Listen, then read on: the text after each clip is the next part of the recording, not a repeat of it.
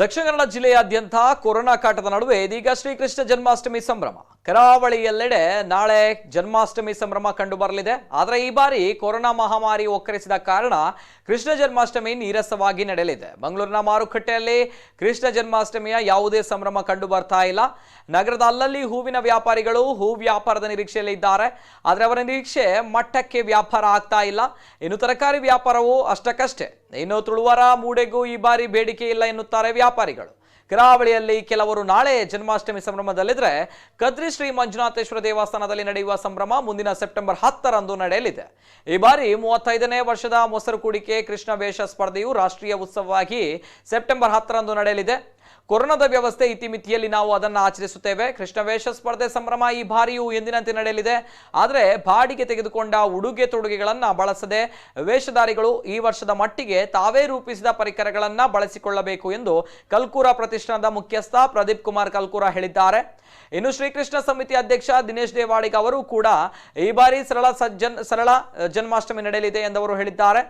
ಇನ್ನು central market ಇಲ್ಲದಿರುವುದರಿಂದ ವ್ಯಾಪಾರ ಇರಬೇಕಾಗಿತ್ತು. ಆದರೆ ವ್ಯಾಪಾರಕ್ಕೂ ಹೊಡೆತ ಬಿದ್ದಿದೆ.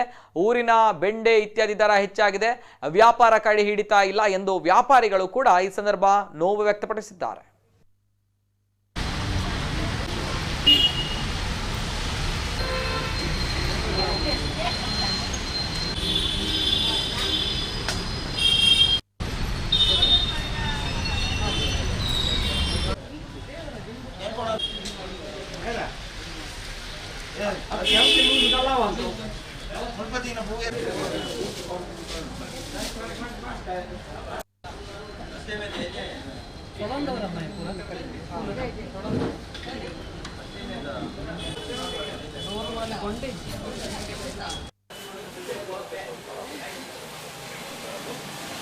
ವಿಶೇಷವಾಗಿ ಕದ್ರಿಯ ಮಂಜುನಾಥ ದೇವಳ ಪ್ರಾಂಗಣದಲ್ಲಿ ಕಳೆದ 35ನೇ ವರ್ಷ ಇದು.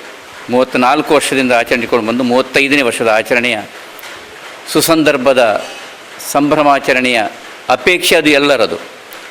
ಕೊರೋನಾ ಎನ್ನುವಂಥ ಮಹಾಮಾರಿ ಇವತ್ತು ಜಗತ್ತಿನೆಲ್ಲೆಡೆ ಪಸರಿಸಿದ ಸಂದರ್ಭದಲ್ಲಿ ಈ ಕಾಲಧರ್ಮದ ಪರಿಸ್ಥಿತಿಗೆ ಅನುಗುಣವಾಗಿ ಈ ರಾಷ್ಟ್ರೀಯ ಮಕ್ಕಳ ಉತ್ಸವವನ್ನು, ಇದು ಇವಾಗ ಕೃಷ್ಣವೇಷ ಸ್ಪರ್ಧೆ ನಾಮಾಂಕಿತ ರಾಷ್ಟ್ರೀಯ ಮಕ್ಕಳ ಉತ್ಸವವಾಗಿ ಪರಿವರ್ತಿತವಾಗಿದೆ.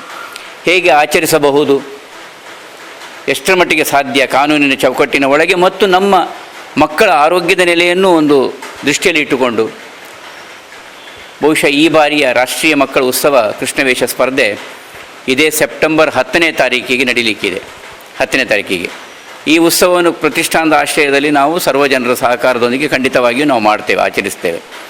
ಆದರೆ ಈ ನೆಲೆಯಲ್ಲಿ ಬಹುಶಃ ಕಳೆದ ವರ್ಷ 34 ವಿಭಾಗಗಳಲ್ಲಿ ಸುಮಾರು 12 ವೇದಿಕೆಗಳಲ್ಲಿ ಏಕಕಾಲದಲ್ಲಿ 3,500 4,000 ತನಕದ ಮಕ್ಕಳು ಅದರಲ್ಲಿ ಭಾಗವಹಿಸಿದ್ದು, ಅದು ಆ ಸಂಭ್ರಮ ಅದು ಇವತ್ತಿಗೊಂದು ರೀತಿಯಲ್ಲಿ ನಮ್ಮ ನೇರ ಪ್ರಸಾರದಲ್ಲಿ ನಮ್ಮ ಕೂಡಲದಲ್ಲಿ ಇದನ್ನು ಜನರು ನೋಡಿ ಸಂಭ್ರಮ ಪಟ್ಟದಿರು ವಿಶ್ವದ ಜನರು.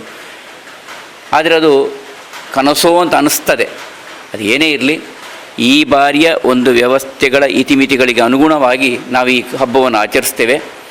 ಯಾವ ರೀತಿ ಹೇಗೆ ಮಾಡಬಹುದು, ದೃಶ್ಯ ಮಾಧ್ಯಮವನ್ನು, ಬಹುಮಾಧ್ಯಮವನ್ನು, ವಿದ್ಯುನ್ಮಾನ ಕ್ಷೇತ್ರಗಳನ್ನು ಉಪಯೋಗಿಸಿಕೊಂಡು ಸಾರ್ವಜನಿಕವಾಗಿ ನೇರ ಭಾಗವಹಿಸಲಿಕ್ಕೆ ಅಸಾಧ್ಯವಾದರೆ ಈ ನೆಲೆಯಲ್ಲೂ ನಮ್ಮ ಕುಡ್ಲ ಮತ್ತು ಇನ್ನಿತರ ವಿದ್ಯುನ್ಮಾನ ಕ್ಷೇತ್ರದ ಮುಖಾಂತರ ದಿನ ಇಡೀ ಈ ಸಂಭ್ರಮಾಚರಣೆಯ ಯೋಚನೆಯನ್ನು ಕಲ್ಕೂರ ಪ್ರತಿಷ್ಠಾನ ಹಮ್ಮಿಕೊಂಡಿದೆ ಸರ್ವ ಸಹಕಾರದೊಂದಿಗೆ.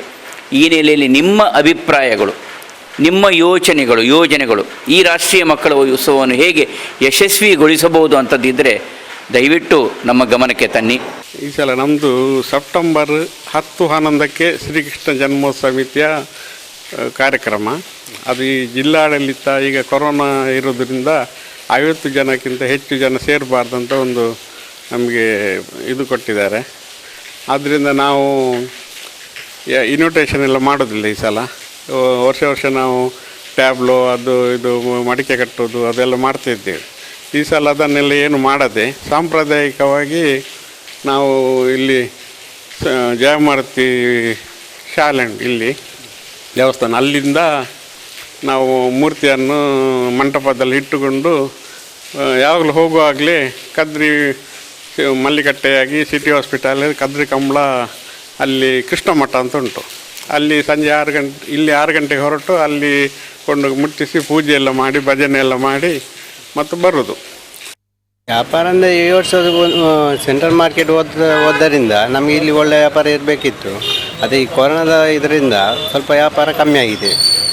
ಮತ್ತು ಬೇಡಿಕೆ ಎಲ್ಲ ಒಳ್ಳೆ ಉಂಟು, ಆದರೆ ಐಟಮ್ ಎಲ್ಲ ಬರುವುದೆಲ್ಲ ಕಮ್ಮಿ ಆಗಿದೆ. ಈಗ ದೂರದಿಂದ ಬರಬೇಕಲ್ಲ, MCF ಅಲ್ಲಿಂದ ಬರಬೇಕು. ಅವರು ಯಾರು ಈಗ ಆಚೆ ಹೋಗೋದು ಯಾರಿಲ್ಲ. ಬದ್ದು ಎಲ್ಲ ಮೇಲೆ ಕೆಳಗಾಗಿದೆ. ಮೊದಲು ಏನೆಂದು ಹೇಳಿದರೆ ಮೊದಲು ಕೆಲಸಗಳಿಲ್ಲದಾಗ ಅವರು ಮಾರ್ಕೆಟಿಗೆ ಬಂದು ಹೂ ಕೊಂಡೋಗಬೇಕಾದ್ರೆ ಅಂಥದ್ದೇನಿಲ್ಲ. ಕೆಲವರು ಮನೆಯಲ್ಲೇ ಕೂತ್ಕೊಂಡು ದಿನ ತೆಗಿತಾ ಇದ್ದಾರೆ. ಮತ್ತು ಈ ಮಳೆಯಿಂದಾಗಿ ಅರ್ಧ ನಮಗೂ ಅದರಲ್ಲಿಂದ ಪೆಟ್ಟು ಹೂವೆಲ್ಲ ಇದು ಮಳೆದ್ದು ಹೂ ಬಂದ ಕಾರಣ ಜನಗಳು ಕೊಂಡೋಗ್ಲಿಕ್ಕೆ ಹೆದರ್ತಾರೆ ಮೊದಲು. ಮತ್ತು ವ್ಯಾಪಾರ ಪರಿಸ್ಥಿತಿ ದಿವಸಕ್ಕೋದಾಗೆ ಕಡಿಮೆ ಇದಾಗ್ತಾ ಬಂದಿದೆ. ಕೆಲಸದವರಿಗೆ ಕೆಲಸಗಳು ಕೊಡಲಿಕ್ಕೆ ನಮಗೆ ಒಂದು ದಿವಸಕ್ಕೆ ಒಂದು 400-500 ರೂಪಾಯಿ ಸಂಬಳ ಕೊಡುವಲ್ಲಿ ಈಗ 200 ರೂಪಾಯಿ ಎಲ್ಲ ಕೊಟ್ಟು ಪಾಪ ಕೆಲಸ ಮಾಡಿ ಹೋಗ್ತಾರೆ.